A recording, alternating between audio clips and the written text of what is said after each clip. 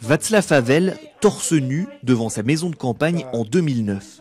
Cette photo, Vladimir Pecan est l'un des seuls à la voir. Et pour cause, lui et l'ancien président de la Tchécoslovaquie puis de la République tchèque étaient voisins et avant tout de grands amis. Ils se sont connus en 1967 lorsqu'Havel a acheté sa propriété. Ensemble, ils ont passé de très bonnes soirées, notamment des réveillons mémorables. On avait des sirops avec des fruits confits. Et Havel les prenait et y rajoutait de l'eau-de-vie de prune. C'était bon, mais on était complètement...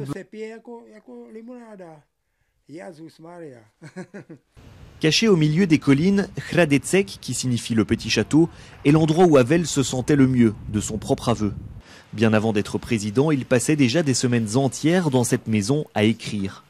Sous l'ère communiste, il y recevait aussi ses amis dissidents et organisait des spectacles d'artistes non conformistes.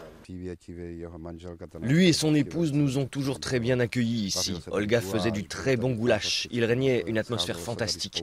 Un grand nombre de gens se réunissaient ici, c'était très créatif. D'après les habitants de la région, c'est ici que serait née la révolution de velours anticommuniste de 1989. Depuis, Havel est considéré comme un héros.